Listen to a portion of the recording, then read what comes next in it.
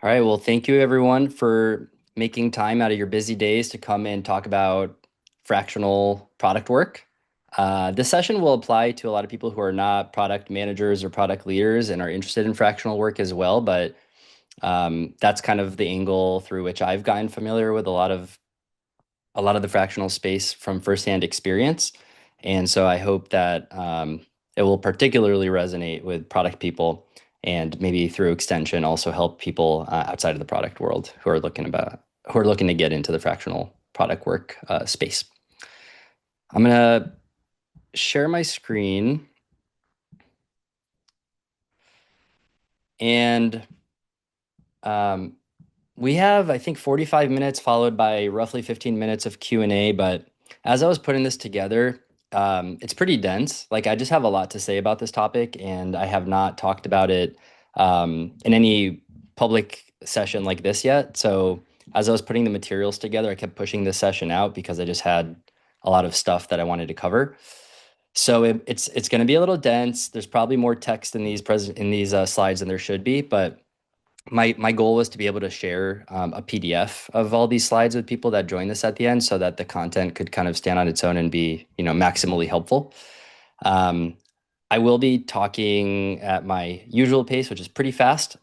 So the recording will be sent to everyone after the fact, and you can come back and like watch it at your leisure and hang out with the content more. But I hope that you will get a very good feel for all of the things I want to say. And um, yeah, anyways, keep going. So I'll talk a bit about my credibility talking about this in a moment, but just I want to start with some housekeeping. So, as I mentioned before we started recording, I really ask that people don't do self-promotion in the chat. I want to make sure everyone here can really learn.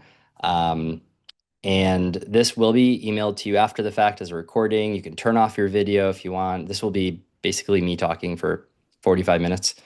Um, and I'm going to go quickly. You're all muted by default, so that's going to preserve the recording audio quality for those watching this in the future. And I ask that you please hold your questions until the end and use the chat for doing that. It'll just be hard for me to like lecture and talk while also keeping my eyes on the chat. So, sit back, settle in. Hopefully, it's very valuable. Okay, so like, why are we talking about fractional work right now? So I think there's a few big reasons why this is popular. I think like 1,700 people signed up for this session. Call it like about 150 of you are here right now. I'm sure you have way better things to do with your time, but you're here. So why are we talking about this? I think it's because for a few reasons. One is the full-time work landscape just doesn't offer the stability it once did. We're not going to hang out on that point too much, but a lot of people have been impacted by layoffs, reorgs, priority changes, AI. Insert whatever buzzword you want that's impacting the workforce. So people are thinking about fractional work as an alternative to what you might consider that kind of more traditional, stable, full-time option. And there's a lot of people talking about all of the benefits of fractional work, like more agency, it's fun, it's very flexible. Um, you can diversify income streams, you can build an asset that's all yours. So I would say it's important to be, exploring what your curiosity is pulling you to. But one of the main reasons I am excited to do this talk is because I think there's a tremendous amount of intentionality that people should have as they enter the fractional workspace. And if people are not intentional, they might actually hate doing it. And then when people are very intentional and they kind of set the right kind of like rules of engagement is another way of thinking about that, then the chances that they find fractional work to be right for them and sustainable for them increase dramatically. Also, a quick note on like terminology for the session. Fractional work, you could think of that as everything that's not full-time, traditional, salaried kind of paycheck work. But a lot of people who do fractional work are also, kind of dabbling in solopreneurship, like, creators, teaching courses, side income streams, other kinds of businesses. So I kind of generally think of fractional work as like a subset of what you might think of as like solopreneurship in general. And there's other things that solopreneurs can do other than fractional work to kind of pay their bills and build what I like to think of as like a portfolio career. So it's hard to kind of fit all those buzzwords into a single catchy title for this session, but you could think of it as like this session is for solopreneurs who are interested in fractional work with the goal of potentially building a kind of like a portfolio career. It's kind of one way to think about that. So um, another thing I really love about fractional work is that it's going to keep you directly in touch with the market. So when you go out to the market and you learn about what people value and what they want to pay for without having kind of like the employer construct to sit inside of, I find that like the learnings are almost like straight into your vein. You really learn what people want to pay for and what people don't want to pay for. And I've found that it's really sharpened my market sensibility since I've started doing this. And I think a lot of people who are interested in dabbling in fractional work could benefit a lot from also becoming a lot more like tuned into what the market values. Okay. If you're all here, I probably don't need to pitch you too much on why it's interesting. So yeah, this session, if I were kind of like to imagine who all of you are here now or in the future consuming this, this is based on the people reaching out to me for this kind of advice. It's people who are exploring this kind of work on the side. So you've got a full-time job thinking about something, as like a side hustle. Maybe you've been impacted by a layoff, your company shut down, something like that, and you're between full-time roles, or you just decided to leave your last gig because you were burned out and you're thinking about what comes next. And there's people who are maybe just like, I need a break from full-time work. I fell into that third bucket, by the way, when I started this 2 year chapter. Yeah, it's crazy. It's been 2 years. I just decided I needed to try something different. Um, so yeah, the way we're going to spend the time is we're going to start by talking about the foundations, so kind of things that will set you up for success in your fractional journey. And then we're going to talk about, how do you find work and structure engagement, so kind of like the getting busy side of all this. And then to my point earlier around intentionality, how might you make it sustainable and, in startup terms, not die. So you want to be default alive is kind of how you think about entering the space. Okay. So a lot of people might be on my list or, have seen my content in the context of PM interview coaching. But, before this chapter, by the way, I never thought I would get pulled into doing the amount of kind of interview coaching stuff that I do now when I started this 2 year period. It's, we'll talk about how the market pulled me into it. But um, before this 2 year chapter, my last full-time job was as the head of product at a company called Continuum, which is a Series A marketplace for fractional executives. But executives is like a weird term, more like operators. And I spent a lot of time talking to people who are doing fractional work and people who are interested in engaging in with fractional talent. So you can think of me having had a really good first row seat to both sides of this ecosystem. Continuum ended up getting we pivoted and we ended up shutting it down. I don't think we ever kind of unlocked the demand side of this ecosystem in a venture scale way, but I learned so much throughout that process. And over the last couple of years, ended up doing various flavors of fractional engagements. I've done some part-time work, projects, interim leadership, and advisory. And again, there's this entire other bucket of stuff I've done as a solopreneur, like teaching a course and stuff. We're not going to spend as much time on that, but the fractional work has certainly been a piece of my portfolio over the last couple of years.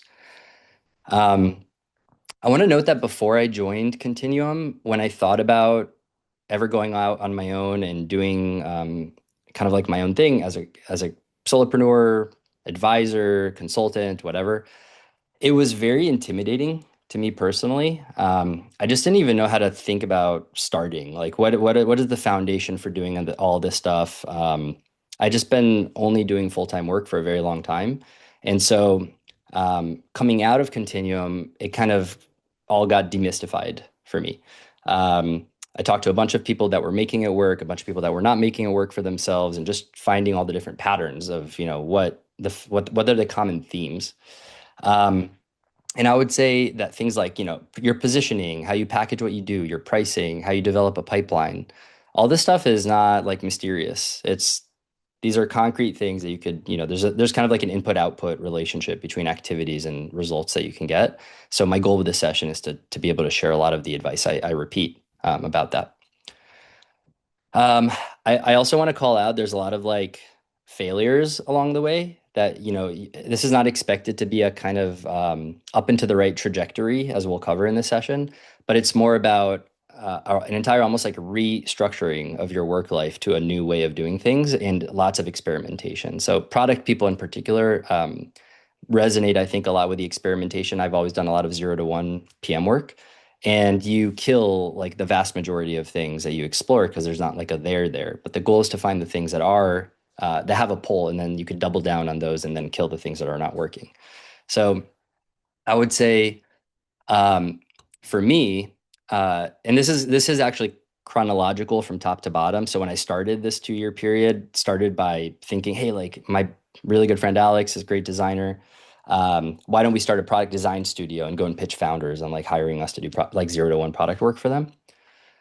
Ran into some issues mainly around budgets. Okay, so we'll talk about that later, but that was a 2 month hypothesis, didn't really pay out. But in the process, one of the founders that we pitched on that was like, hey, I don't want to hire you to like do, like as a studio, but we do need some acceleration for some of the things we're working on. Would you come in as like a duo and do PM and designer work here internally together?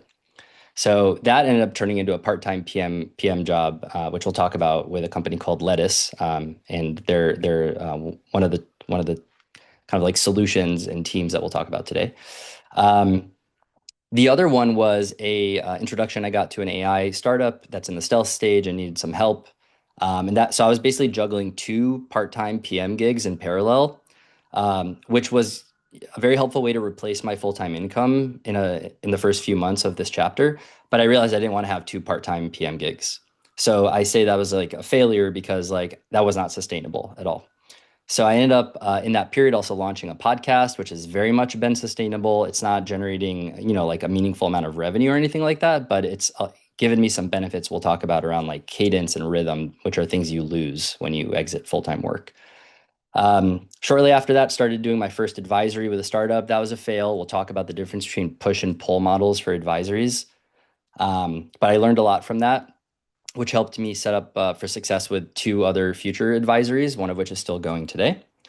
Um, and one of those part-time PM gigs that I mentioned at the top turned into an actual full-time kind of like interim head of product role for about 4 months with a startup. And the goal was all along to find the full-time head of product at the end of that. So that was something I enjoyed, but it ended, and I think that was a success. But I think it's not going on anymore. So it's obviously not part of the long-term sustainable way of doing this stuff. Um, I also launched a Maven course, which was live, and I think it worked well because the market pulled me to interview coaching. But I ended up deciding to pivot away from the live cohort style into more of a self-paced style, which is what I still have going now. So I'd consider that kind of like a win, but also not something that's going on anymore. Started doing more formal interview coaching. I had a second advisory with a startup that was really good until they ran out of money. So that's another point about budgets. So you got to keep in mind, like, even if you have an amazing fit, if they can't pay you, that's obviously not going to be a long-term part of your portfolio. Launched an AI practice copilot that meaningfully contributes to my revenue. I have a new business called Insider Loops that's all about PM interview guides. So I'd say this is kind of like a high level, quick summary of the different things I've done along the way. So just giving you a feel for the breadth of experience. Um, I would say this is something I hope everyone actually takes away. Like, I hope you internalize this for yourselves. What I'm about to say is that when you get and when I get asked the same questions from people repeatedly, it's a very strong signal to me that if I were to create some kind of durable content around that, people would get value out of it, and I could just link people to it later. This lightning lesson is a perfect example of that. So I hope that when people ask me in the future, hey, I'd love to pick your brain about fractional work, I'll just link them to this and I'll be like, just watch that. And if you have specific follow-ups after that, let me know. So I would say you want to let your expertise work for you, and content gives you leverage is the key concept. Okay. We are almost 20 minutes in. I told you I have a lot to say about this. If I go long, I have the time for that because I just want to knock this out. But if any of you need to drop at the hour mark, you're more than welcome to. But I'm just gonna like get through all this. There's a lot to cover. So I would say key concept. You are the product. When you enter fractional work, you are beginning what you might consider to be kind of like product market fit discovery for yourself. And for those with less experience in 0 to 1 work, you basically want to treat this as like a very disciplined series of time boxed experiments where you're testing a hypothesis at a time. You want to try to find opportunities that exist at the intersection of what you're really good at, what you enjoy doing, what people will pay for, and what feels sustainable. And a lot of things won't work as part of this process. But like I said earlier, you want to kill the things that don't work, and then you want to double down on what's working and just repeat that basically forever. Like this is not a done thing for me. Like it's an ongoing process. Um, and this is very different than finding W-2 work or like full-time work because you're not just like going through an interview process and kind of signing in to something that you ideally spend, call it 3 to 5 years doing as your main thing. This is like an infinite treadmill of kinds where you're constantly hustling, you're constantly iterating, and you often don't know what's going to happen more than a few months into the future. And that is just like the truth of this kind of lifestyle. Um, so yeah, I'd say that one of the biggest traps I see here is if people, find themselves a few months down a certain path that doesn't feel sustainable, but there's like the sunk cost fallacy that fits in, and you just keep going because there's momentum. It's very important to not do that. It's important to kind of kill those things and not fall prey to that. As part of that, you got to really design your life. Like I started this chapter with a 1 year old. My daughter's now 3 years old, and I think that kind of having family first at the core of my life, with the ability to do all the things that you have to do with a small kid, and having that flexibility, has been really important to me. And then work has kind of is obviously like very important to me, but it has to fit within the family stuff. And so the questions people should ask themselves when they start this kind of work is like, how many hours are you trying to work, and when do you want to do that? What kind of flexibility do you need? What kind of work energizes you? I know some people that just blindly maximize revenue. Like, when I ask them, what are your goals for the year? It's all about like dollars, like numbers. Um, I'm like, okay, like, but is there a world in which like you hit that and you're not happy? And those are things that I think will be um, sorry, someone just asked if this is recording. I think it is. Yes. Okay. Yeah, I'd say if you are not setting some kind of guardrails for the work, I'd say that would be a failure state. I know some people just burn themselves out like crazy, but they hit great revenue goals, but they just are not sustainably working. So that's great. That's important. Okay. You can't talk about any of this without talking about the boring stuff. So boring stuff is important sometimes. I would say you got to figure out how you're gonna incorporate, get set up a business banking account. You got to figure out how to do invoicing, bookkeeping, accounting. You have to send quarterly estimated taxes to the government. You need to have a W-9 that you can give people so they know how to pay you. And they have, all the tax stuff figured out on their end. If you're going to work with any contractors, you need to be able to issue 1099s, and you'll be receiving 1099s from people. I don't have business liability insurance because I don't do like enterprise client work, but a lot of people that I know that talk to like large, Fortune 500 companies might need some kind of business liability insurance to do that kind of work. And then health insurance, obviously in the US, for those dialing outside the US, this might be crazy for some of you, but health insurance can be really expensive in this country.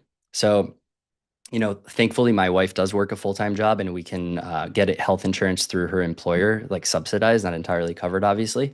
But if you're trying to do solopreneur or fractional work and you don't have a spouse who has like a stable full-time job with like a sponsored or a subsidized healthcare plan, you could be at it will meaningfully impact the way that the math works in the space. If you think about every dollar that you earn, if 40% of it goes to taxes and you have to pay for anything out of pocket, you basically have to earn, like way more than it's going to cost. Like your health insurance for some people, for example, it can be for a family with two kids, $3,000 a month.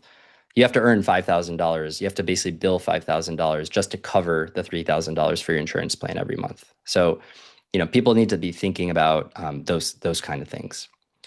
A quick note on how like I've set up, just because I think it's helpful to get examples. So I used for incorporation something called Taylor Brands. I set up a single member LLC in New York. I did not elect an S corp because in New York City, I have an accountant friend that said it's not really needed. I use Mercury for business banking and invoicing. Mercury is amazing. I do my own bookkeeping, so I'm like an ex-finance guy, so like I'm very comfortable with spreadsheets and numbers. So I do my own bookkeeping, but then I do work with an accountant that does our tax filing for a whole family. And yeah, I pay basically 40% of what I make every quarter into the government across federal, state, city, and then there's in New York there's like an additional thing called UBT tax for unincorporated businesses. Um, and then I use Mercury to issue 1099s to contractors that I work with. Um, and I think I covered the rest of that. Okay. But the goal is to get the stuff out of the way so that you can maximize your time on the things you're actually really good at and get leverage. So on that note, I want to share a quick story. So one of the companies, as I mentioned earlier, that I did part-time PM work with was this company called Lettuce. And I made a post when you can see the timestamp here, like 2 years ago. And this post on LinkedIn was about something that I've experienced. I've been the first PM at 3 different startups, and I see a lot of founders trying to hire PMs before they have product market fit, which is something I disagree with. So I made a post about that, got a lot of traction. And then, I'd say like within days of writing that post, Ron Harpaz, who's the founder CEO of Lettuce, reached out and, basically said, hey, we're trying to accelerate things. Don't need a full-time PM, but could use some help. And I ended up spending probably a year and a half doing part-time PM work with Lettuce on and off. I took a break to do a different company's interim head of product role in the middle.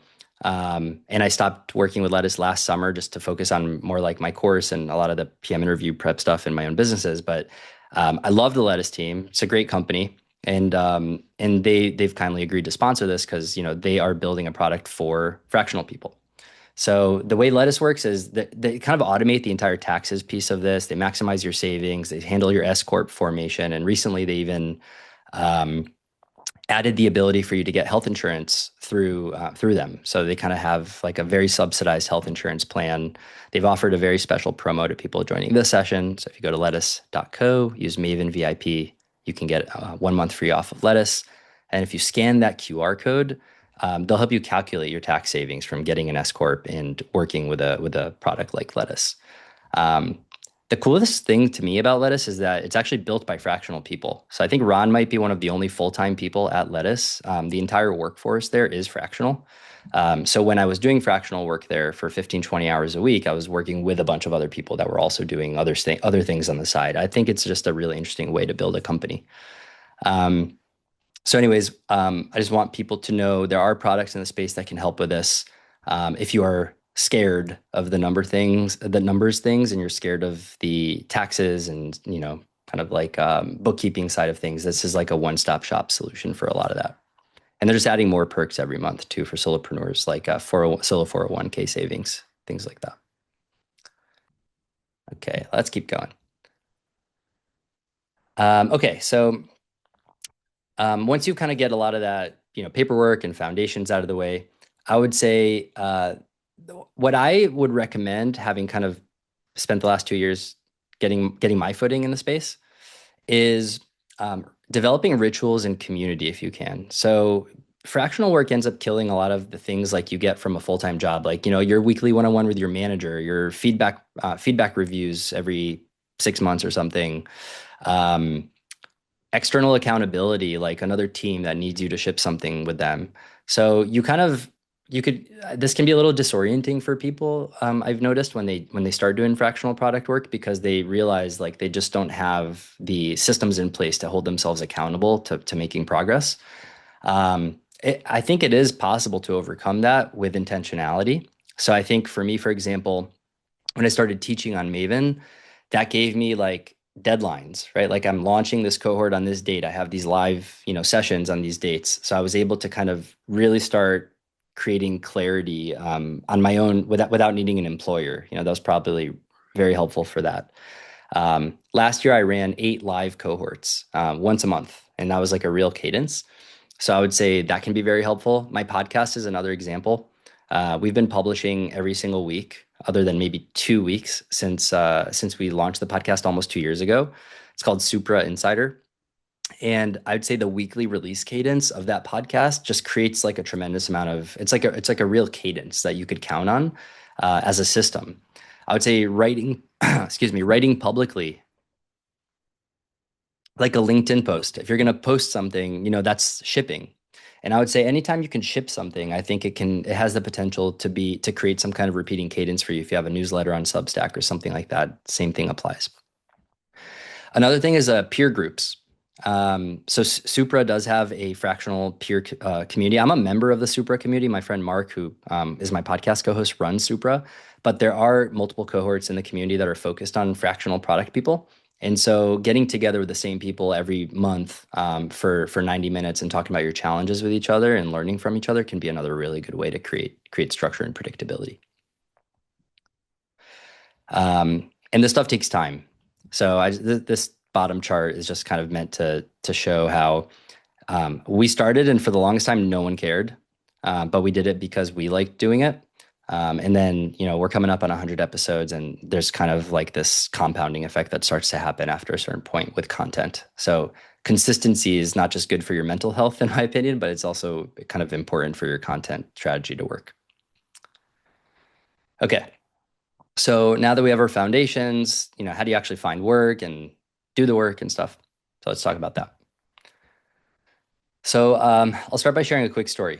Call it like the 10 years before this chapter, I gave lots and lots and lots of free advice. People wanted to pick my brain about things, business problems, career problems, interview prep, everything. And I was just like trying to help people. So I did it because I had a full-time job, and my full-time job was the thing that was like paying my bills. Um, when you stop having a full-time job, you can't just be helpful for free anymore. You have real obligations, you have real responsibilities, you have to make it financially sustainable.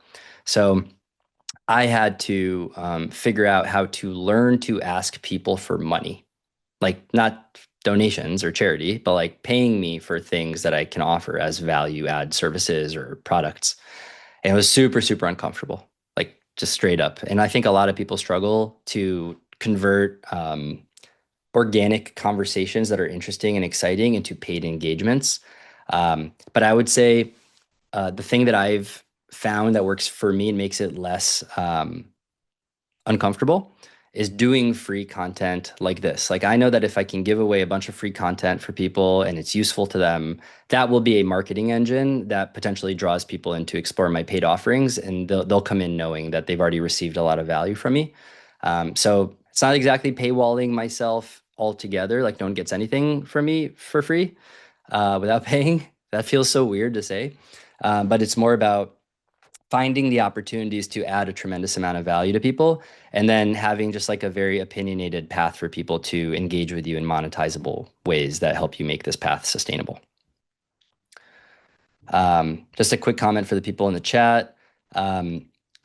I see like the badges, but I'm definitely not reading what you're putting in there because I'm super focused on what I'm saying. But I'll try to catch up at the end. But if you want me to see questions or anything, just please hold them to the end. Okay. Next, I want to share an example. Someone that's really good. Where was it? Oh, okay. Hold on.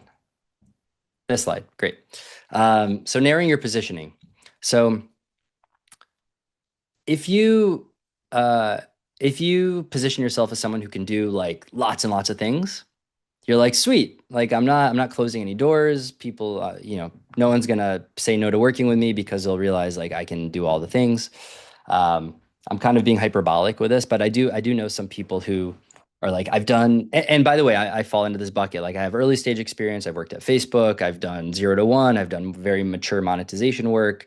Like I have done a bunch of things, but I knew going into this phase, having kind of like really understood the demand side psychology for potential fractional talent buyers from my time at Continuum, that they have a specific problem. They always have a very specific problem and a very specific need, and they want to find the perfect person to help them solve that problem. So when you present yourself as someone who can help with lots of problems and lots of needs, they'll be like, well, you're probably not the best person for my thing because, there's no way you could be the best person at all of those things, right? So they want they want like the right tool for the job. And the way that breaks down a lot is like they have a certain business model. So like they do B2B and, they want only people that are like do B2B. Maybe they're a Series A company going for their Series B, so they don't want people who only have Series D plus experience. They want people that have that experience from like Series A to Series B to Series C. Maybe they're like a 20-person team and they don't want anyone who's never worked with a 20-person team before. The list goes on. They've got a bunch of things in their head that makes them feel like they're special. And so if you don't position yourself very specifically to attract them and make them be like, ding, ding, ding, I'm the right person for you, they will just assume you're not the right person. So that's kind of one of the counterintuitive things entering fractional work is you really need to try to be remembered for like one clear specific thing, even if that rules out things that you think you could do too. You like my advice would be to not get tempted to position yourself as someone that does many things and to really position yourself as someone who specializes. Um, okay, so now I'm going to contextualize why you should be like Phil.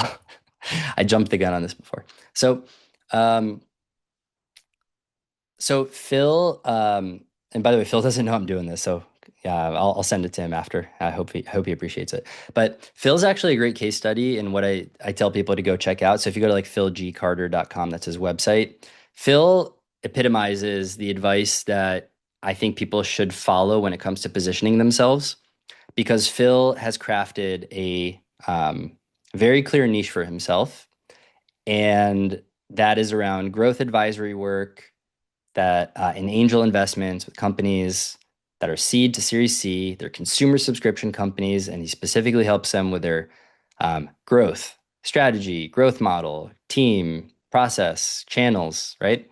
So as a result of Phil's hyper specific positioning, if someone is building a consumer subscription company or application, Phil will probably be the first person people recommend to them to take a look at if they need help with growth, right? So this is why, I'm sure Phil could do a bunch of other stuff too. Like I have no doubt about that. But he has chosen this space for him, and that's allowed him to get, for example, featured with Lenny in a couple different ways and teach a course because he's crafted like a space for himself. So I would say this is the level of clarity that people should strive to have around what they do. My version of this ended up being getting pulled into product sense and analytical thinking interviews at big tech companies. Like it just happened to be the thing that I'm like, feel really, really confident that I don't say the best at, but like definitely one of the best at teaching and creating content around. So that's kind of my main thing. And then there's obviously other things that I'm helpful with that have nothing to do with that. Like my startup advisory work has nothing to do with that. But it's not what I'm positioning myself to do. Um, as far as like where you get the work. So, there are so Continuum, where I was the head of product, we actually tried to create more of like a aggregation play. So we wanted to create the kind of destination where, if you imagine all these startups being able to come to one place and find the best fractional talent there, and then we do all the vetting of the talent and connect them, et cetera. We could never crack that at scale. And I'm actually very skeptical that a lot of the other, like really any other demand aggregators will crack that at scale. And the reason for that is that when we talked to our most successful fractional executives on the platform and asked them, where did you find your clients that we did not connect you with? It was always through referrals and word of mouth. And I've spent a lot of time thinking about that. And I think the reason for that is what I said earlier around companies having a very specific, like founders having a very specific problem they're trying to solve or a very specific need. And if you put yourself in their shoes and you need that problem solved by like the best person for that problem, you might ping people that you trust in your network and be like, "Do you know anyone that does this?" Right? And for that founder to go to a demand aggregator, to a place where they can discover all this talent, they would have to have tremendous trust that that talent pool would be as good, if not better, than what they could get through word of mouth referrals in their network. And I think that's too tall of an ask from a trust perspective with this level of talent. So I'm personally skeptical that any of the main aggregators can check it out. But I know Rafael at A Team. I mean, they're building a really interesting model. You can go like do these like missions. So you could be like a part-time PM or a part-time designer or something like that on a mission with a specific client, and then do that kind of work on a contract basis. But I would say like the best kind of meaty solopreneur fractional opportunities are unlikely to show up in any of the demand aggregators. Instead, I would recommend creating content. So like really position yourself as being the right person for specific things. Kind of like putting honey out and hoping the flies kind of start circling. Maybe not a great analogy, but you want to be an expert about something that brings people to you, and you want to write the kind of stuff that the people that you want to work with will resonate with, and then doesn't matter what the people you don't want to work with think, if I'm honest. But you want your network to think about you. Okay. So what I tell people, this is not on the next slide. Um, and if I cover this later, I'll just skip it. But I tell people a failure state is if you want to do, so for example, in my case, like if I want people to think of me for product sense and analytical thinking, interviews at companies like Meta, OpenAI, et cetera, and one of my friends or someone in my immediate network is talking to someone else who's getting ready for those interviews and they don't think of me, like they don't just be like, "Hey, go check out Ben's stuff." That's a fail. Like I fucked up. Like it's my job to make sure that everyone in my network and everyone that knows me thinks of me when they hear these very specific needs. And I would say everyone should be thinking about that for yourself. Whatever that thing is that you want to be known for, it's your job to make your network aware that's like you, and they should think of you when that happens. Um, Continuing down this list, you need your expertise to be relevant. Their need needs to be urgent, and they need to have budget. If you only find two out of three of these presents, I would say it's probably not going to be a good fit. If your expertise isn't a good fit, they'll find someone whose expertise is a good fit. If the need is not very urgent, they're just not going to sign anything and pay you. Like there's just like other more urgent stuff's going to come up. And if they don't have budget, then yeah, like you're the perfect person for a very acute need, but they can't pay you. So, if you end up finding other ways to pay your bills and you just don't need the money, maybe that'll work for you. But I'm assuming most people here are going to try to find ways to make their fractional work sustainable financially. So I would say you potentially want to avoid early stage startups unless they have very fresh funding and a very strong problem and a very urgent need for someone with your very specific skills. Then maybe you could make a case that they'll pay you. But just to give you a data point, like when we were testing our product design studio concept a couple of years ago, we pitched an early stage founder who raised kind of like a pre-seed round on a project that we quoted for like $50,000. And then the person got back and said, "Hey, like I can pay five." And it's like, okay, like, from 50 to five, like can't make that work. So that was just one story. There was several of those stories.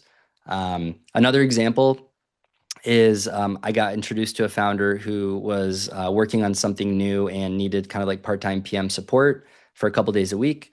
Um, Thought that the founder was very impressive, interesting concept, very clear path to like testing it. So I got excited, and then we talked about money, and he had an anchor point in his head that was like $100 an hour is what he thinks this is like worth. And I'm like, well, that's not how this works. Like what it's worth is like way more than that. And he was like unable to wrap his head around why it's not worth more than $100 an hour as an early stage founder. So like those are just like some of the types of things you just have to walk away from and be aware of. Um, Okay. Next one I want to talk about is getting, I don't want to say comfortable. Okay. Because I think that comfortable is too low of a bar. You actually do need to learn to enjoy it, in my opinion, to make it sustainable. And the reason for that is nothing that you don't enjoy doing is sustainable, in my opinion. Um, people should totally feel free to disagree and debate me on that. But I think it's very hard to make things sustainable and to do them consistently if you don't enjoy them. So I would say, given how important it is to constantly be visible and top of mind for people, you have to enjoy marketing yourself. Getting over the cringe. What I'm doing right now, um, I'm nervous. Like this stuff definitely gets me nervous because I want to show up and do a really good job and be and create things that are valuable to people. But I do enjoy it. Like I'm very present and this is fun for me and I think it's going to add value to people. So this is not something that is like pulling teeth for me. This is fun. And I would say you do end up finding yourself like repeating yourself a lot. You have to bring a lot of clarity to your thoughts and just be consistent. Is this deck the best deck that I could put together for this talk? No. But is it the best deck that I could put together while balancing everything else I'm doing in time to like get this content out? Yeah, I think it's probably the best I could do. Um, so I'd say like you just need to be top of mind for that thing we talked as we talked about earlier. Okay. Looking at my notes. Yeah, cool. Okay. Product people who have built roadmaps, trying to make this specific to product people, although a lot of this will apply to non-product people. If you've built a roadmap, you know that there are large investments, call them boulders sometimes. There's like medium-sized investments like rocks, and there's like small investments like features, little fixes, pebbles. I like to think of building your fractional portfolio or your portfolio career is another way of thinking about that with similar kinds of terminology.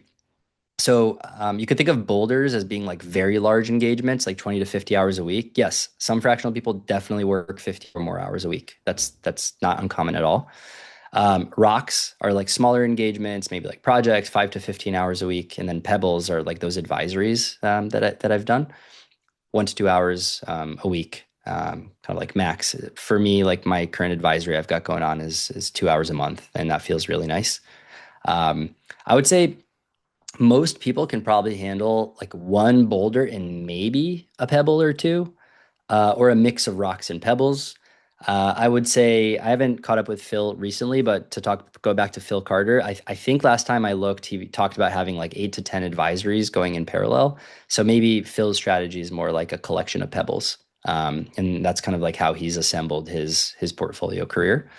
Um, I would say it's very hard to run 8 to 10 different engagements in parallel, in my experience. But I think some people might be able to pull it off better than others. Um, I also know that I'm not looking for boulders and rocks right now. I could probably do one more pebble, like another small advisory is what I could fit. But that's probably all I can do right now, in the middle of everything. So I think it takes some introspection just to know what you are interested in doing and what you're capable of doing in a sustainable way. Pricing. So for a lot of people, I think the money side of all this is a little ambiguous, and some people definitely have different data points than I do on this pricing stuff. But I'll just tell you what, like ballpark, this should all be accurate. I think there's people can totally nitpick me and tell me some of this is like too low or too high.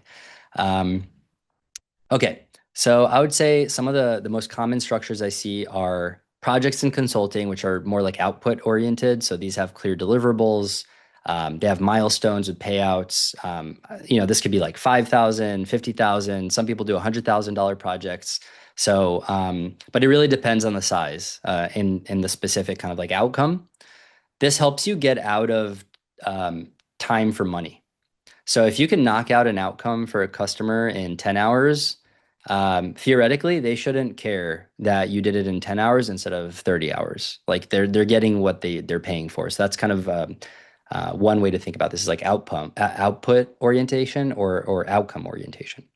The second version here is like an interim leadership. So this is kind of like that interim head of product gig that I did. You're filling a gap.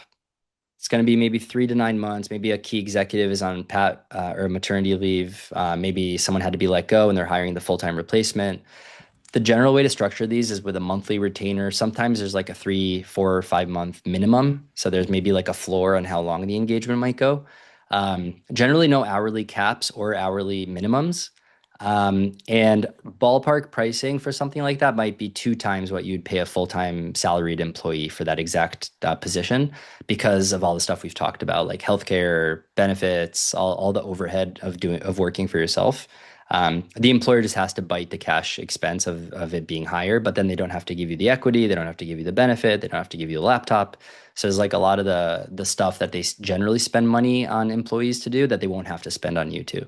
So that's a little bit of a hard pill to swallow, but if a full-time person gets paid $300,000 a year to do a certain job and you divide that by the monthly pay, then you might end up, basically paying a fractional person the equivalent of like $600,000 a year to do that job on a monthly basis.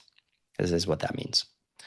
Okay, the third piece here is part-time work. So this is one of the things I was doing with Lettuce. So this had a certain kind of like number of hours per month. I think we capped it at 15 hours a month when I was doing that. A very productive 15 hours a month, if I might say. And the hourly rate for that fell on the higher end of this range. And that was a great arrangement. For me, I think they got a lot of value out of that. So I'd say you could think about that structure. The more hours you put into something, the lower kind of like the effective hourly rate generally goes, is how to think about it. So, an advisory is like a smaller number of hours per month. So like the hourly rate will be higher, but the economies of scale will kick in where if you sell more hours, the price per hour will go down. So, and then the last piece here might be advisory or coaching. These are small engagements. You guide them, they do the work. And I also like kind of like monthly retainers here up to a certain number of hours with a certain hourly rate. So that's kind of what I like to do there. Cool. Push versus pull advisory. So I alluded earlier to a failed advisory and then a couple of successful advisories where one of the advisory clients ran out of cash as a startup, even though I tried to help them.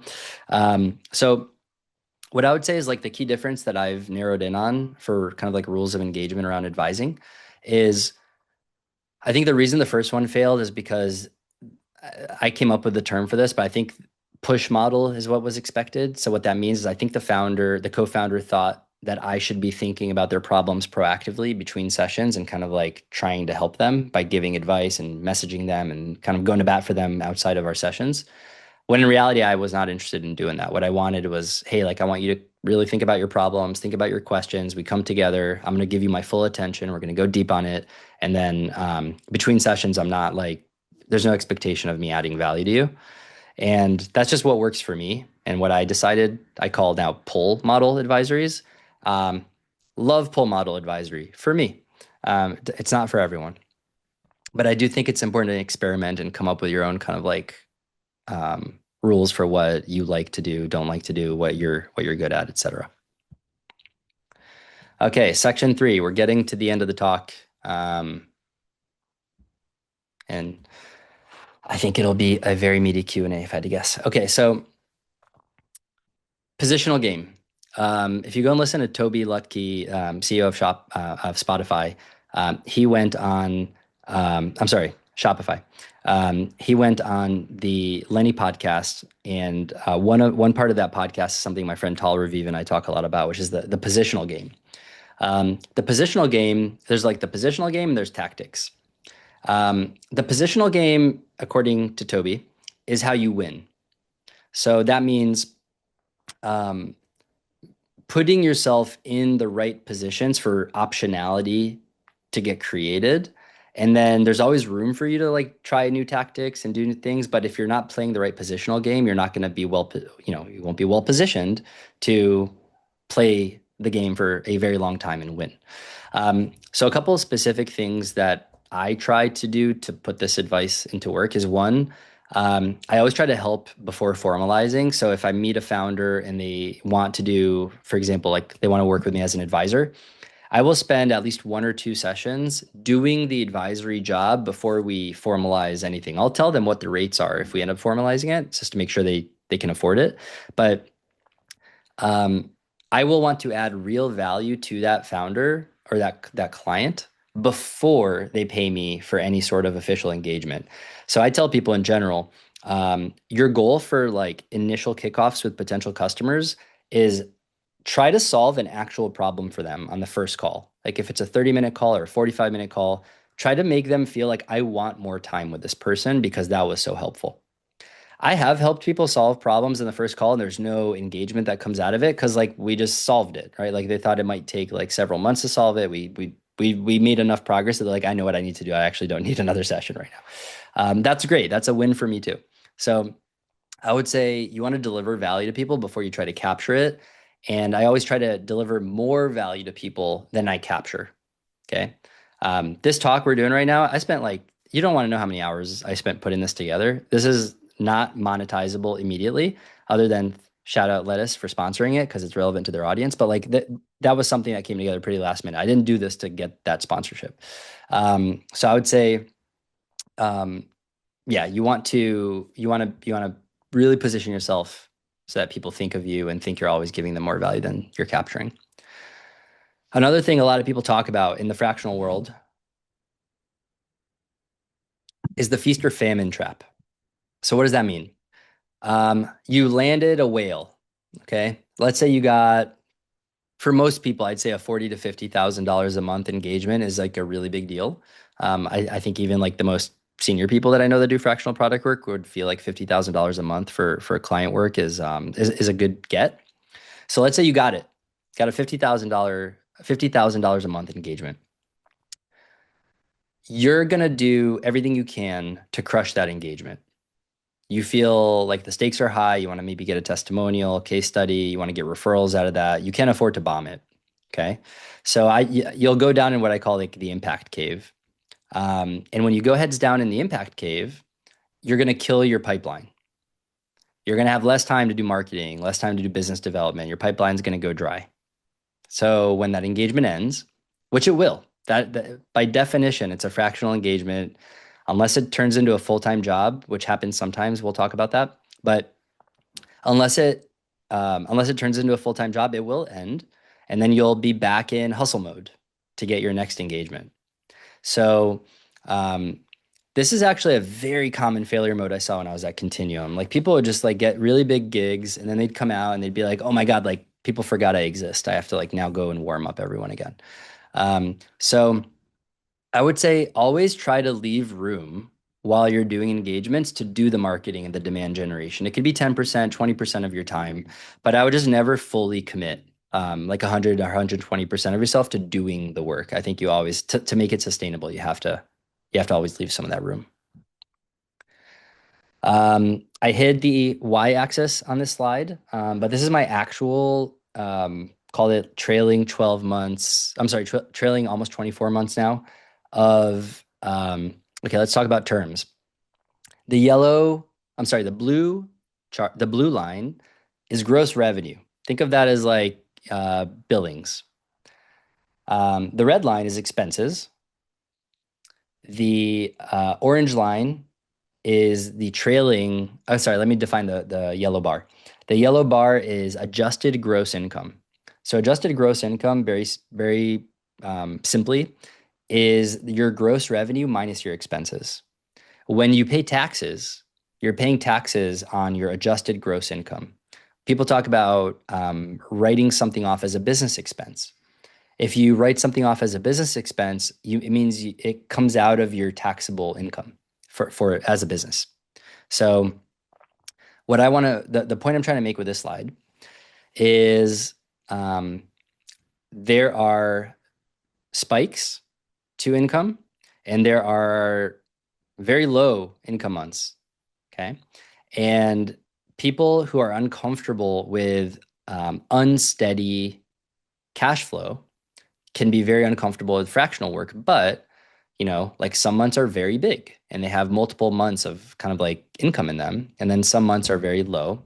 And So this is just a data point for you. People always ask like, what does it actually look like? And I just want to give an example of like what the actual income looks like. But some of the benefits here are I chose to go a full month, not in 2025, but in 2024 to go visit my wife's family in France with our daughter. And it was just an explicit decision to not earn that month. And then I had to kind of warm things back up in September. And then by the time October came around, I was back off to the races again. However, knowing what that was like, I put myself in a position for the following August, this last August in 2025, to not have everything go to zero. So I made some very intentional decisions when I got back from Europe, which took time. So I was like, hey, we're going to do that trip again next year. I want to make sure that when we do that, that I'm still earning. And an example of what I did there is like my co-pilot. So like my interview preparation co-pilot, spent a lot of time building that and testing it and getting it to the right price point to the point where people are very happy to pay $500 to buy my co-pilot. And that allowed me to have a pretty solid income while I was in France, mostly offline, in August of last year. So these are real perks, like you're not fireable, but you can kind of like almost like fire yourself for a month or two if you just need to spend your time doing other things. And then you could put yourself in a position to kind of come back and make up for that income. Um, when you think about, sorry if some of this is unstructured, but I really scrambled to get ready for this. I would say like advising, I think of it as like putting your toes in the water, but it's not a life raft. Like I don't think most people can pay their bills with advising, but I do think it's like a low time commitment. It's a low risk way to build your credibility. See if you enjoy fractional work. So I always tell people who have a full-time job that are exploring kind of fractional work on the side to start with advisory. I think that's a really good way to go. And then, uh, all the stuff I said earlier about your portfolio fits with the pebbles, rocks, and boulders. Fractional work as a bridge or a destination. Some people will look at fractional work as like the final destination of what they want to do. I want to do fractional work for the rest of my life, right? I don't know. I'm not saying that's me, but some people might say that. I do like solopreneurship with fractional as a piece of it, personally. I am not viewing fractional work as a bridge to my next full-time job. I do think some people do view fractional work as a bridge to their next full-time job, and I actually think that's like a pretty good way to think about it. Like if you are interested in getting another full-time gig and it's between like full-time interviewing or doing fractional work to find it, I'd say like you probably want to consider fractional work because it's going to let employers kind of like try before they buy. So like they get to like work with you before they hire you full time in a lightweight way where you can get to work like tomorrow, right? That's pretty appealing versus a whole interview process and all the HR stuff.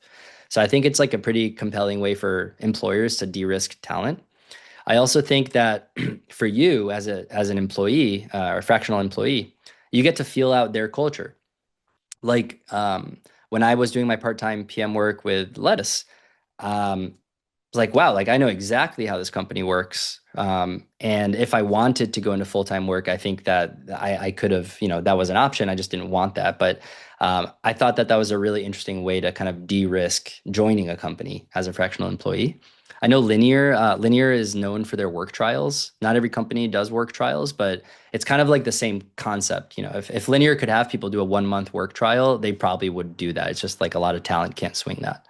Um, I would also say like staying sharp and getting and being paid is important for confidence. Like if you're full-time interviewing, and I do work with a lot of people who are full-time interviewing as a coach and as a teacher, it can be stressful. It can hurt your confidence every month. You feel like you're dipping deeper into your savings.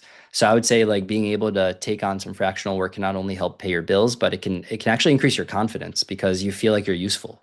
You're solving problems and you're not getting rusty. So that's some of the benefit there.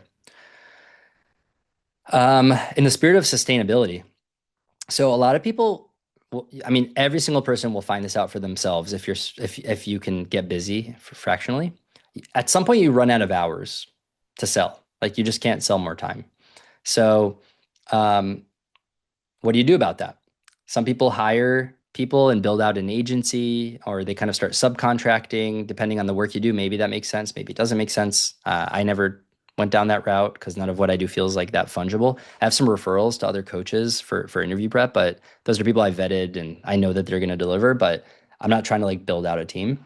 Um, Instead, I've tried to package my knowledge and expertise and put price points on them, like my Maven course, my Copilot, um, and then you could do your own tools. I don't have like other tools that I sell other than my Copilot, but I also have guides that we sell through Insider Loops. So those are just ways to kind of make the income feel sustainable. And I would say, um, kind of shamelessly, maybe, like there really is no better feeling than making money while you're away from your keyboard as a solopreneur. Like if you have a full-time job and you get PTO, like paid PTO or unlimited PTO, you'll take a vacation and you'll get your paycheck while you're on vacation. But if you ever leave that company, like you can't do that. You're not going to get paid if you're away from your keyboard. So for me, the first time I was able to like sell a Copilot, for example, like, you know, it's like a digital product and people buy it when I'm traveling, for example, that feels great while I'm in Europe. And I'd say that's usually, I find myself giving the advice to people now more than ever with AI that if you could package your expertise into something people can consume, I think it's going to be really valuable. And it's going to make this a lot more sustainable for you as a professional. Starting to wrap up with some slides. And I know we're at the over the hour mark, but I'm just going to keep going. Um, Fractional work isn't for everyone. So the way to think about it is like a different operating system. If you want to position yourself clearly and design your time intentionally and run time box experiments and build your own support and accountability systems and hustle, hustle, hustle, right? Like I think you can make it sustainable for yourself, but I don't want anyone to walk away from this thinking it's kind of like a one-to-one apples to apples comparison with like a full-time job. This is like a complete apples to oranges thing. And it's certainly not for everyone. Um, and when I did a dry run of this talk, one of the things I did a dry run within the Supra community actually, super helpful, lots of good feedback. And I would say one of the things that people asked at the end is like, what do I actually do? Like, what would you recommend I focus on? And so I tried to kind of put together a slide that captures my thoughts here. But basically, I think you really do need to figure out which stage you're at. So for most people, hopefully this isn't like hard to figure out. So if you're just starting out, I would say like starting to run your positioning experiments with different pitches, like what we did with our product design studio. Go to your ICP or who you think is your ideal customer profile, who should want what you're selling, and pitch them on it, and then figure out why they don't buy it. To the degree they're willing to give you feedback, I think that's like super helpful. The feedback's even more valuable than the money in that early stage. So you want to try to figure out what you're falling short on and why they will or will not buy from you. And then you want to continue, you want to put out content pieces that demonstrate your expertise about that thing.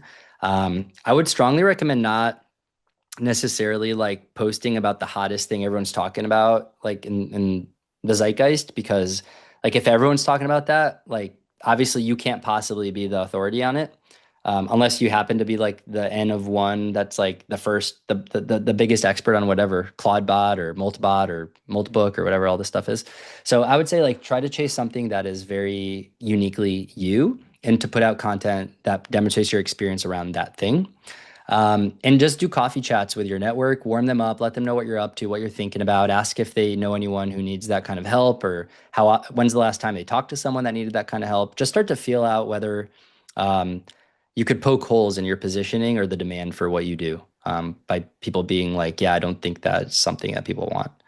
Um, I would say if you have some traction and you're kind of, you know, off to the races, but not exactly like super established yet, I would say like try to balance that delivery work like on meeting the commitments that you've already taken on with reserving some time for marketing. So continuing to do kind of like the post about what the things that you're an expert about, putting out content, maybe lessons like this. And then keep refining your positioning for your next gig. So like if you closed a gig with one positioning, it doesn't mean you have to keep your positioning the same for that gig with your content. Maybe you want to start tinkering with your positioning first so that the next engagement is going to be more likely to be the thing that you want. And then I would consider building some rituals for sustainability, like maybe a peer group or teaching or doing some, you know, like the weekly content schedule. That stuff can help. If you're established, I would say starting to think about systems is important, like basically like a repeatable content system, maybe a referral process or a referral incentive. And then think about really how to productize your knowledge and sell it in a way that gives you leverage.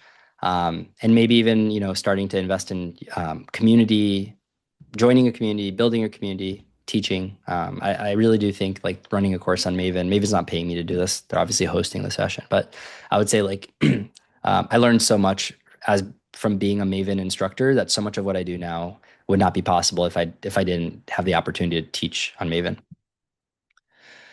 Um, this is an example of like my real tracker. So February of 2024 is my first month like doing fractional work, and I kind of set some goals for myself for like top of funnel, middle of funnel, and bottom of funnel, and you know, I would say some of this stuff worked, some of it didn't work. But the basic idea is I had like like some hypotheses around like talking to early stage founders, VCs, some connections, and really trying to kind of like hold myself accountable to sending a certain amount of proposals, getting a certain amount of signed statements of work, SOWs. So you might want to create like your own accountability kind of goal tracker just to get started. And half the value is just like literally figuring out what the rows should be. Like, what what are like the objectives and the goals that I should be thinking about? I'd say that process of doing this is more valuable than the actual numbers. Okay, if you want to go deeper with anything we talked about, again, I would recommend checking out Lettuce.co. Built by solopreneurs for solopreneurs, all the S corp election, bookkeeping, automation, tax savings, healthcare benefits, all that stuff. Um, they're a great partner. Can't say enough good things about the team, and encourage people to go check them out. There's the QR code which you could, I guess it's called like the tax calculator. It'll help you figure out how much money you could save with an S corp. And then shout out to Elena Verna. She's got a great post that I'm linking, and I'll share this afterwards as well. But it's a couple years old, but I think it still holds true in a lot of ways. Is solopreneurship right for you? Elena is an example of someone who's kind of done the back and forth between fractional work to in-house fractional to in-house full-time to fractional. So she's just like a great person to follow, I think, in the space. Okay. If you end up having any feedback for me, don't have to do it right now, but if you could, like, you want to pull out your phone, that would be amazing. If you, it's a Google form with a survey. I'm obsessed with feedback. So I think if you could scan this, pull up a Google form on your phone or on your laptop, and give me some thoughts on how the session went, it would mean a lot to me. Um, and if there's more content that you want about this topic or other things you'd like to see me do, I also have a placeholder in that Google form for you to tell me that so I can do more of the stuff that would be most valuable. Um, and if you are in the bucket of people between jobs or thinking about your next job and you're looking at the kinds of companies that use product sense and analytical thinking PM interviews like Meta, OpenAI, Stripe, DoorDash, just like some of the companies, I'd recommend you check out my course. It's self-paced, so it goes at your own schedule, meets your own interview timelines, and if you use the promo code fractional, you'll get 10% off, and this will be sent to everyone in the follow-up email as well. But really, really proud of that course.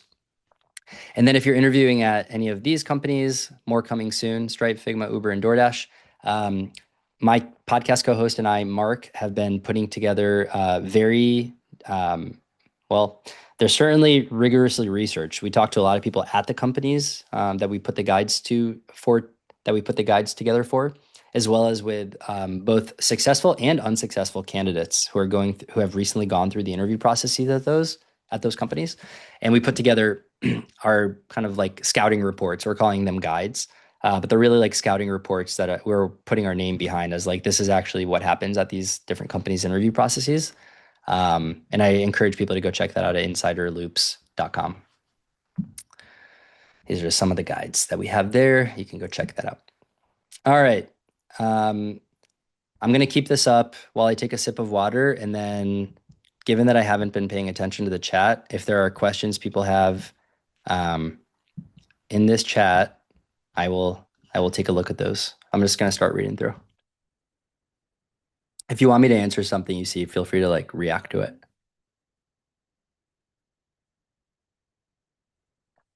Okay. So someone's asking what's the business classification of interim? Interim would just be kind of um, Like if there's like a executive, like a that goes on maternity or paternity leave and they're going to be out for 6 months, you might bring in an interim leader to like do that job, lead up that function for a limited amount of time before the person comes back. Or maybe there's no one full time in the job and the goal is to get to the full time hire. You don't want to do the full time hire, but you'll do the job to get to the point where they're ready to onboard the full-time hire. Sometimes interim people even are actively involved in interviewing and recruiting for the full-time hire, which is kind of cool. You get to like do the job and then you get to craft the JD and you get to help the company hire the best person for the job for the long term. Um,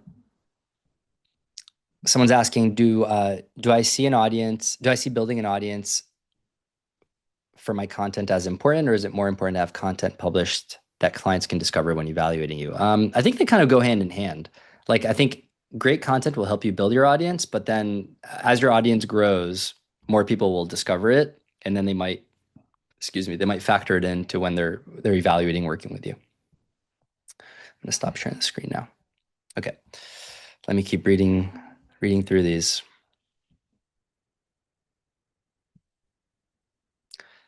The podcast. So I'd say the podcast for us has been for sure more like audience building, marketing, and ways to stay top of mind with good content. You don't want to be like the kind of person that pops up in people's feed and just keeps saying the same thing from like a million different angles, or at least I don't think that's who I want to be. So having a podcast gives us the opportunity to constantly have something new to say or new to share based on real conversations with people. And then the other benefit is like it's fun. And I think I would not underestimate the importance of doing fun things consistently to make this sustainable. When starting out, how did I decide to use to brand using my name versus like a brand? Like why didn't I create a company and do all of my stuff under a company? Look, like I think the truth is like if you have name brand recognition for your own name, that feels like a more valuable asset than a company to me. Like, um, there's no shortage of examples of people who are just doing all their stuff, like their podcast or their newsletters under their name. And I'd say if my name has a premium brand association to it, that's better for me than creating like a separate entity that has all that association because then I'm not building my long-term asset. At least that's how I think about it. Okay, I'm gonna start looking at some of these reactions, and the ones that have reactions are the ones that I answered. Um, Creating or reviewing contracts. I mean, I would definitely try to use AI as a first stop before paying a lawyer to review it. You might want to work with a lawyer and kind of come up with like a reusable template. Once maybe AI has helped you figure out what you actually want in it, like the high level things. But I wouldn't necessarily like I haven't drafted any of my contracts with lawyers. I've used AI pretty heavily for all of my contracts because it's all pretty straightforward stuff. Um, if I'm gonna do something like really where it can get kind of murky, where like maybe um, it's not clear what's my intellectual property that's gonna potentially get developed over the course of the engagement versus the company's intellectual property, you might want to be a bit more explicit about the contract there. Um, okay, continuing to read. Getting paid in equity. Yeah. If you really believe in the company and you don't need the cash, get paid in equity. Okay, let's keep going. What level of startup funding do I think companies need to be able to pay you? I don't know if there's like if it's based on the amount of funding they have or just like the founder psychology around paying for this. Like sometimes you don't have the money for something, but you really need it and really want it, so you'll pay. And sometimes you do have the money for it, but you just don't think it's valuable, so you won't. So I think it's a lot about just what people want to pay for. But yeah, if you're trying to do like 2 hours a month advisory engagement, the company doesn't need like that much money to be able to afford you, right? But if you're very experienced and they need like you to lead up a function and they have no money, then obviously like they won't do it. So I'd say it depends. Um, how do I manage or balance resources between AI upskilling and hands-on customer AI projects? Man, I'm not sure how to answer that. I'm using AI for a lot of my workflow and my productivity. We're using AI for insider loops. Like, a lot, we collaborate in Cursor. We use AI for the podcast to do a lot of our like workflow and our kind of like show notes and stuff and coming up with episode titles. Um, but I'm not currently doing any like hands-on customer AI projects for companies. Just got my plate is kind of full for my own stuff at the moment. Um, okay. How did I overcome the initial concerns of not having a stable paycheck? And what were the must-haves for me? Okay. So obviously, giant shout out to my wife. We talked about this and I told her, hey, like, don't know how this is going to go.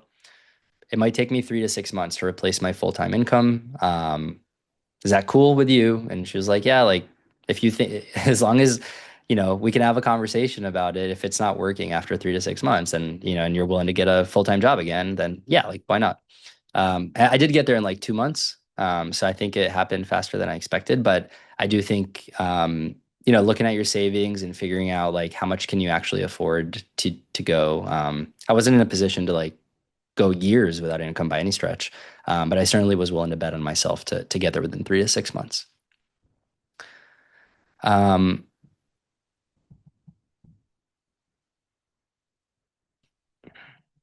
okay. So, question, we have a designer who's been absorbing a lot of strategy push model within the shipping of high craft design work. How to position as a fractional consultant or advisor and what you do. Look, like I think clear expectations are everything. So if you are working with a client who is trying to pull X kind of work out of you, but you've committed to doing Y work, that's not going to be sustainable. So I think it just forces a conversation that's like, hey, like you brought me on as a designer, you're asking me to do all this like forward thinking product strategy and product vision stuff, which I don't think is what I signed up to do. I think we need help for that. Or if you actually do want to do the work, you just feel like it's beyond the scope of what you committed, you could say like, let's revisit the engagement. If you want me to do this kind of work, here's how much it would cost, et cetera. So I think just kind of, framing it, just lean right into the discomfort and the tension is, generally how I approach things. Maybe sometimes that rubs people the wrong way, but it's very efficient. Um, someone's asking, is it silly to be busy doing fractional work and being open to a possible full-time role while being unsure of whether that's what you want to do, like get the offer and then decide? Um, I don't think it's silly. I don't think it's silly at all. I think it's pretty practical to keep yourself busy with fractional work, pay your bills, um, and then yeah, and then if the right full-time opportunity comes by, you can take it. When it comes to positioning and changing, this one got 4 votes. How do you manage your LinkedIn presence? Um, So I kind of have a single line item on my LinkedIn for just like my own. I created my own page on LinkedIn, so I guess like all the fractional stuff I'm doing is like under the Ben Era's LLC company page, and that just demonstrates intentionality. I mean, I'm not too worried about my LinkedIn to be honest, because I'm not looking for full-time jobs, but I do want people who come and look at my LinkedIn um, to know whether like they want to engage with any of my stuff, right? So it's kind of more like a marketing page than it is like a brand, like an employer branding page. So I'd say you just want to be clear on who do you want resonating with your LinkedIn page and then designing it to appeal to them. So if you're going for a full-time job, maybe like talking about, doing a bunch of scattered things might not make as much sense as you being like very intentionally in like a sabbatical or like a career break or even just like your own full-time fractional thing. And then you just need a good story about why you're looking for a full-time job if they ask. Yeah, I'll include the link to the feedback form, communities for people doing fractional work. So there's like Fractionals United, I think has like tens of thousands of people in there. Obviously, there's like small communities that have like fractional cohorts like Supra that I mentioned. JoinSupra.com is Mark's community that I'm a member of. It's not a very large community. You have to like apply, and it's not free to be part of the community, but there are some cohorts there for fractional people. But generally speaking, I would say like try to like put yourself out there and be like, is there anyone like talk to your network, ask like, is there anyone that's like doing the kind of stuff I'm doing or thinking about the kind of things I'm thinking about, and then maybe you could bootstrap your own community. I have a group that I've kind of created with 4 other people who teach on Maven that we get together once every 6 weeks or so, and it's super helpful to kind of bounce ideas and learnings off of each other. Question. How do you manage clients that want you to go full time and make sure that a fractional gig doesn't turn into doesn't accidentally turn into full time? That's a great question. Um, Clear boundaries and rules of engagement. What I mean by that, um, if you don't want to do full time work, it's got nothing to do with the company. It's got everything to do with you and what you want out of life. And so I think just being really explicit with the people that are trying to convert you from fractional to full time about, hey, like, love what you're building, super happy to help. In a world where I was looking to do full time work, this would be really interesting, and I'd for sure consider this. But that's not what I'm looking to do right now, so I just can't commit to this. And just being really clear about what you want and don't want to do. Um, have you encountered the need to have a portfolio of work, and what do you suggest as a scope? Oh, a portfolio of my work.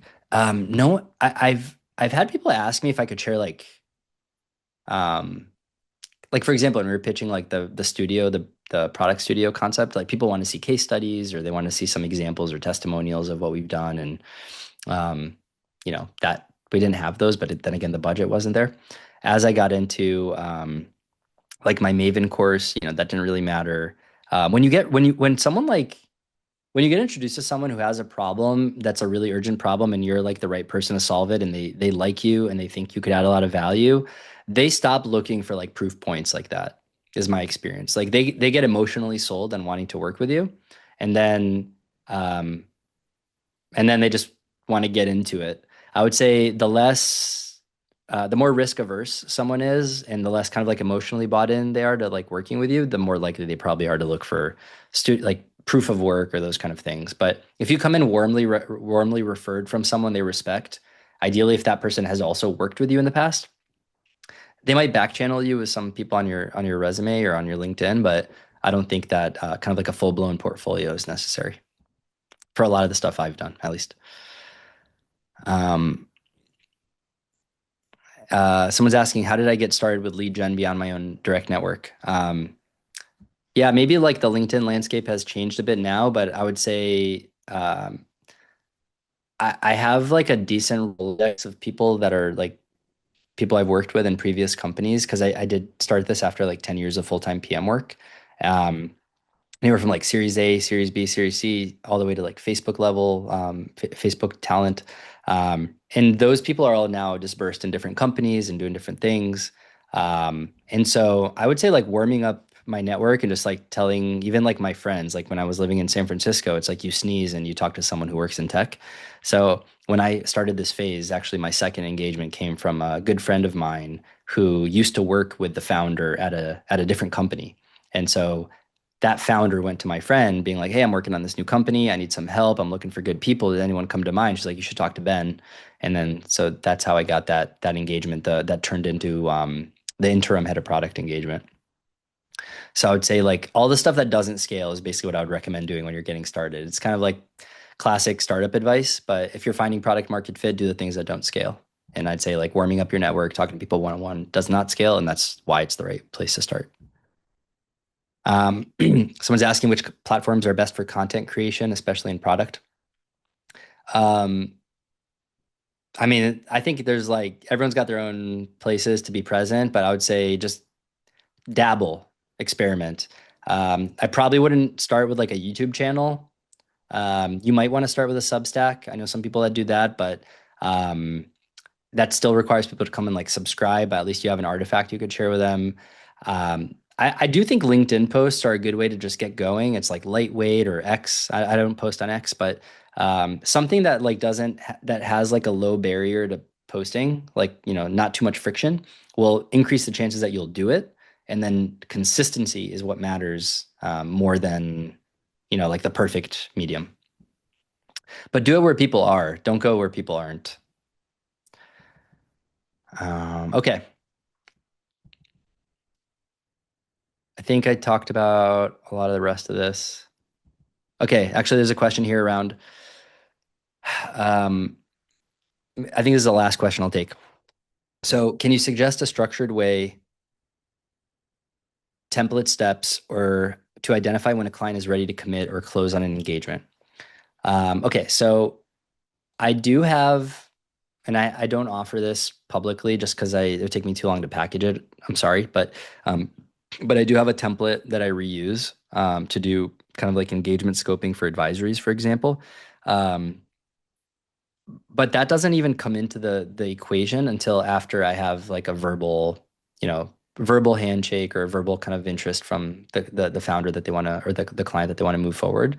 So to be really specific and concrete, step one, leave a really good impression in your first coffee or your first call. Get to know them, make it about them, not about you. Understand the problem. Why are you even talking? Like, what led to us even being here right now? Like, why are you exploring this, right? Um, and then get into it. Ask your questions. Try to diagnose, build a mental map of what they might be thinking about, what the key considerations are. Show curiosity. One of the skills of like just doing great advising and coaching is asking good questions. So like bring that to the table and ask everything you need to know to formulate an opinion. Um, and then at the end of that first session, be like, look, I want to keep going. This was like really energizing. By the way, if it's not fun, don't try to get a second. It's like if the first date is not good, don't try to get a second date. So I would say like you want the first session to feel really engaging and you find yourself wanting to do more of that. And then you could tell them that, hey, like this is really fun. I would love to do more of this, just so you know. Um, like for this to be a sustainable thing for me, we'd have to formalize it and I can share some more information on like pricing and how I think about that.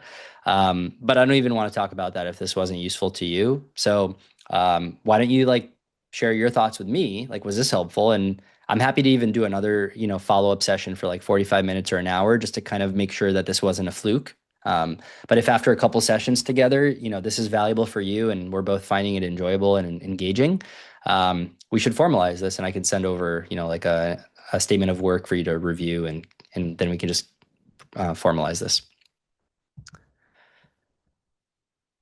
Okay. When it came to my Copilot, did I vibe code that? My Copilot relies on I basically sell instructions and files to use in a Claude project or a ChatGPT project or a Gemini gem. But there's like lots and lots of thousands of lines of text that I painstakingly put together to get the Copilot to review filled out interview templates as well as to help you simulate what a good candidate who follows my materials, how they might approach questions from a question bank so that you can just don't feel overwhelmed. It's basically my way of productizing what I used to do one-on-one in coaching sessions. But as I started teaching a course, I couldn't help people work through like or helping 15 to 20 students work through different questions and then also giving them all feedback on their filled out submissions was just like really hard for me to scale myself. So I built the Copilot to solve that problem. And now people can buy the Copilot without, necessarily taking my course, but it's included in the course. Phew. Okay. That's an hour and a half, folks. I think I said everything I got to say. I appreciate you all coming to this. I hope it was helpful. And yeah, I hope you have a great rest of your week. And when the recording comes out, if you think this would be helpful to someone you know, just feel free to share it with them. All right. Bye bye.